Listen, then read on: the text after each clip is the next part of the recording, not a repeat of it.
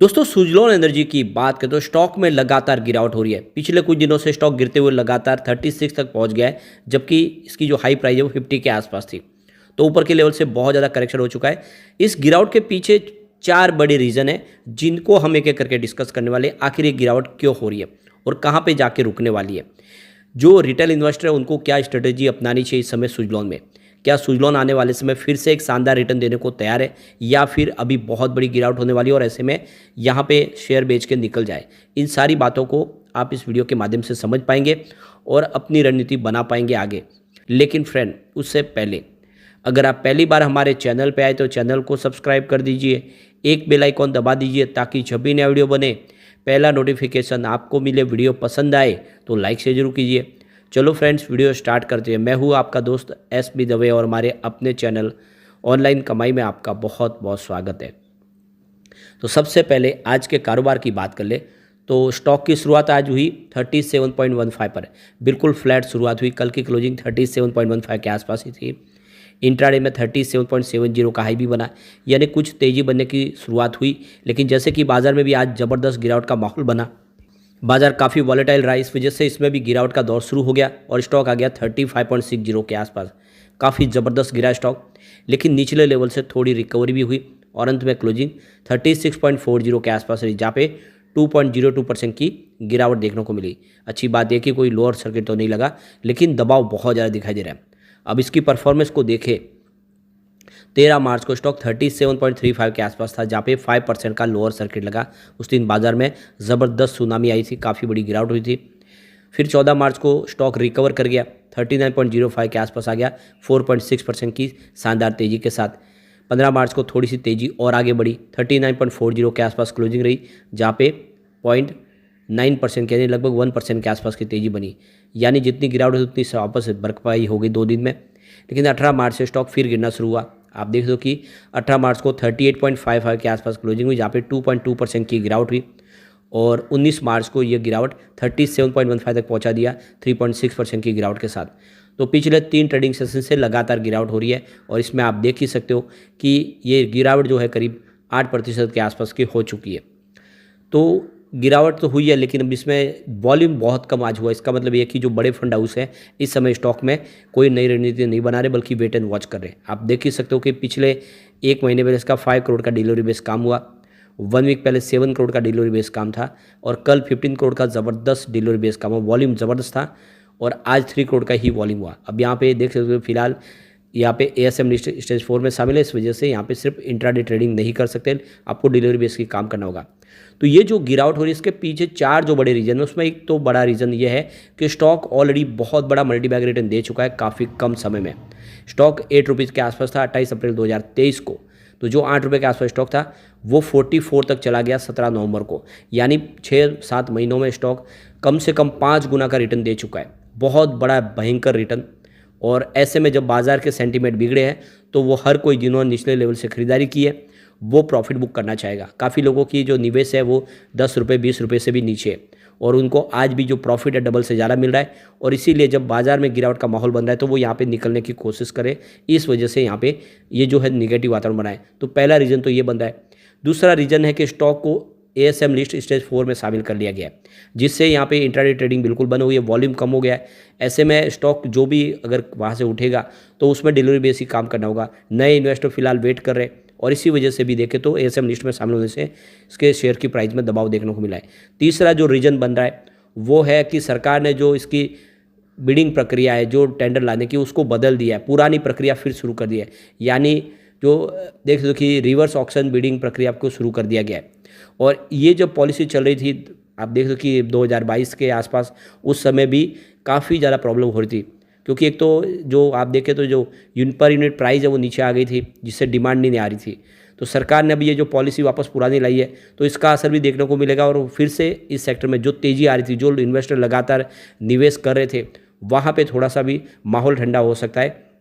लगातार जो मिलने वाले ऑर्डर है वो कम हो सकते हैं। एक इसने भी बाजार की धारणा को बदला है और इसका असर सुजलॉन में देखने को मिला है। वैसे सुजलॉन के मैनेजमेंट की तरफ से यह क्लेरिफिकेशन दे दिया गया है कि हमारे पास अभी आने वाले 4-5 साल के लिए बहुत ज़्यादा ऑर्डर है। यानी हमारी ऑर्डर बुक इतनी मजबूत है कि हम 2030 तक ऑर्डर कंप्लीट कर सकते हैं। तो जो नई रिवर्स ऑक्शन पॉलिसी लाई गई है उससे हमें ज़्यादा फर्क नहीं पड़ेगा, लेकिन फिर भी बाजार के सेंटीमेंट तो बिगड़ते। तो ये जो तीसरा रीज़न है, ये इसकी वजह से भी गिरावट की संभावना बनी है। और चौथा जो सबसे बड़ा रीज़न बन रहा है वो है सेबी की तरफ से म्यूचुअल फंड और को कहा गया है कि अब उनका जो निवेश है वो मिड कैप और स्मॉल कैप में एक लिमिटेड कर दे, वहाँ पे अपना एक ब्रैकेट लगाए।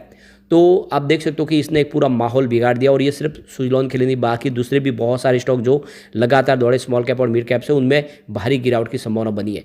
तो जो मार्केट एक्सपर्ट है उनका कहना है कि सेबी के निर्देश के तहत जो MFI फंड हाउसेस को स्मॉल कैप और स्कीम के तहत ब्रैकेट कम करने के लिए कहा जा रहा है। और इसका जो पीछे वजह बताई गई, जो रिटेल निवेशक है उनके हितों की रक्षा करनी है। तो यहाँ पे सेबी ने कहा है कि रिटेल इन्वेस्टर के हितों की रक्षा के लिए आपको एक फ्रेमवर्क लाने की ज़रूरत है। और इसीलिए association of mutual fund India ने लेटर लिखा है कि मिड कैप और स्मॉल कैप में फंड में अपना जो फ्लो है उसको धीरे कीजिए और पैसा कम लीजिए, क्योंकि ज़रूरत से ज़्यादा पैसा इन स्कीम में आ रहा है। ऐसे में इनमें एंट्री तो आसान है, लेकिन रिडम्पशन के समय दिक्कत आ सकती है। और सवाल यह है कि अचानक स्मॉल कैप और मिड कैप में सेबी की सतर्कता का इंडस्ट्री और निवेशकों पर भी असर होगा।